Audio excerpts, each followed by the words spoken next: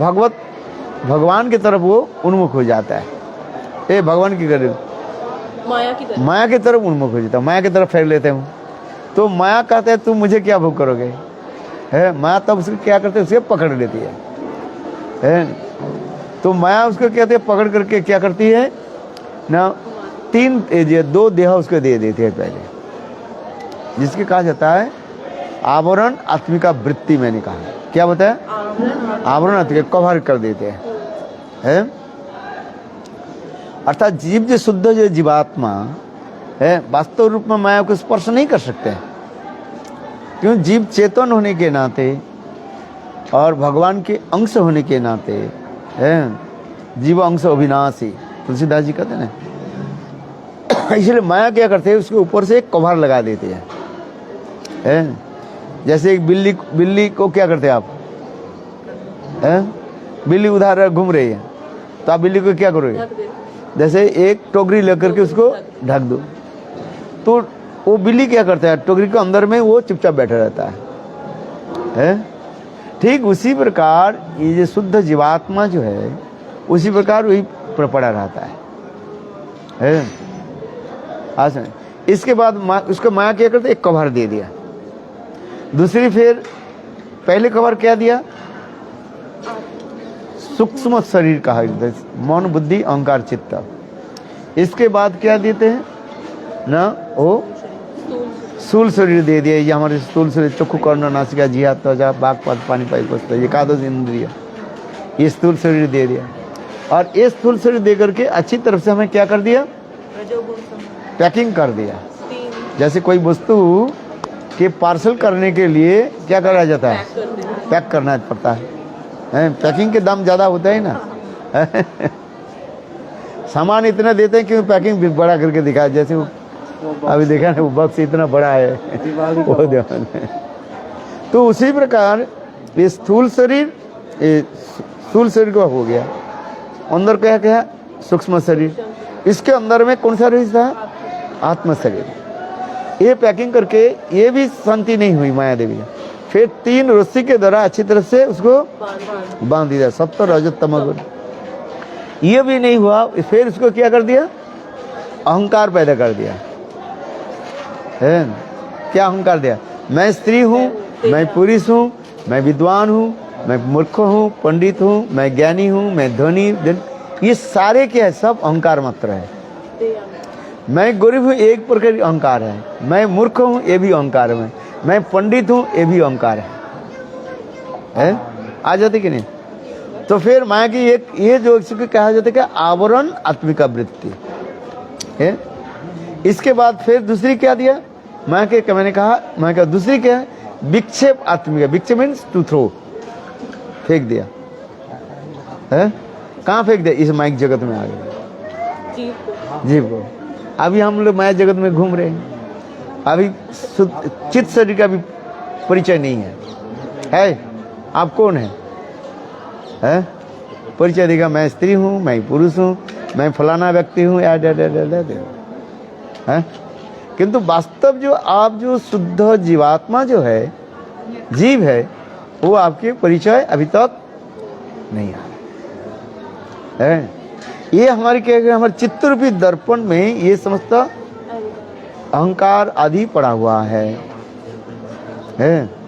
इसलिए महाप्रभु कह रहे हैं क्या, नाम संकीर्तन के द्वारा पहली क्या, चित्त रूपी दर्पण क्या होगा, सम्मार्जन होगा। आज समझे, जैसे दर्पण में, आईना बोलते थे ना, क्या बोलते हैं, शीशा, उसमें धूल पड़ा रहे तो आपको अपने प्रति भी दिखाई नहीं पड़ेगा। तो उसी प्रकार जीव की जो आत्मा अभी जो है वो उसमें क्या भरा हुआ है, धूल पड़ी हुआ है। ये समस्त अहंकार जितने भी मैं बताया, ये अहंकार है। और यहाँ तक भी काम क्रोध लोभ मोह मौत मास्टर पाप करने की वृत्ति भी हमारे पास है। क्या है, पाप करने की वृत्ति, tendency to commit offence, sinful, वो भी हमारे पास है। तो इसको क्या है, मर्जन करना पड़ेगा। तो शास्त्र में ऐसे भी लिखा गया, ये पाप तो दूर हो जाता है। कैसे दूर होता है, पाप दूर होता है अनेक प्रकार प्रायश्चित्त आदि के द्वारा। प्रायश्चित्त समझे है, एटोनमेंट जिसको कहा जाता है, एटोनमेंट होता है ना। जैसे आपने गोहत्या कर दिया अचानक तो पाप हो गया। गोहत्या पाप से कैसे मुक्त हो गया? गोदान कर दिया है कि चंद्रयान व्रत आदि रखा, उसमें विधान होता है। अनेकों पाप आदि होते रहते हैं। जैसे मृत्यु के पश्चात जो लोग अनेकों प्रकार जो है वो क्रिया आदि कराते रहते हैं, गरुड़ पुराण पढ़ाते हैं और ना जाने कैसे कैसे उसके पाप को दूर करने के लिए है, उसके आत्मा के शांति के लिए करते हैं ना। ब्राह्मण के भोजन कराते हैं और दान दक्षिणा जाते हैं, तीर्थ में जाते हैं, श्राद्ध आदि कराते हैं, कराते हैं कि नहीं?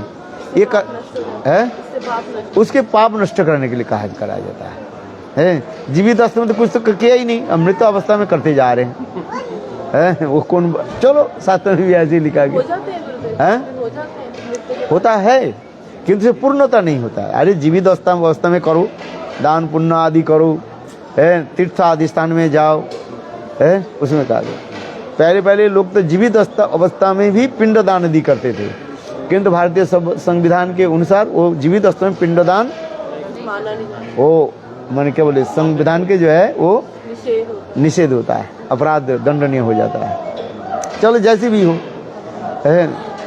तो ऐसे पाप से छुटकारा पाने के लिए ये सब शास्त्र में अनेक विधान दिया गया है।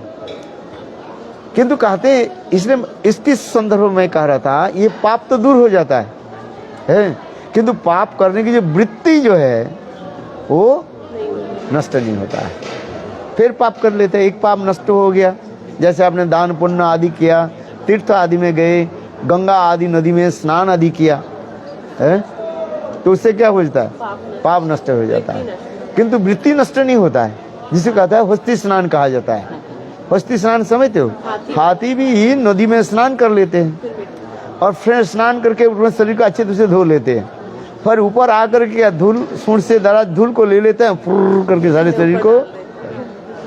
ठीक उसी प्रकार जीव के जो पाप करने की वृत्ति नहीं जाता है, तो पाप वृत्ति हमारे जब तक नहीं जा रहा पुनः पुनः हम पाप करते जा रहे हैं। ये पाप है ना पुण्य है ना, पाप होता पुण्य के द्वारा हमें संसार में आना पड़ता है और कोई कारण नहीं है। हमें संसार में किस लिए आ रहे हैं बार बार? पाप अथवा पुण्य के द्वारा। पाप करे उसके भोगना पड़ता है, पुण्य करे उसको भी भोगना पड़ता है, क्या है कि नहीं? पाप कर दो, पाप के द्वारा आपके वो अनेक प्रकार रोग शोक जरा व्याधि अनेक प्रकार जो है दुख कष्ट आदि भोग करता है।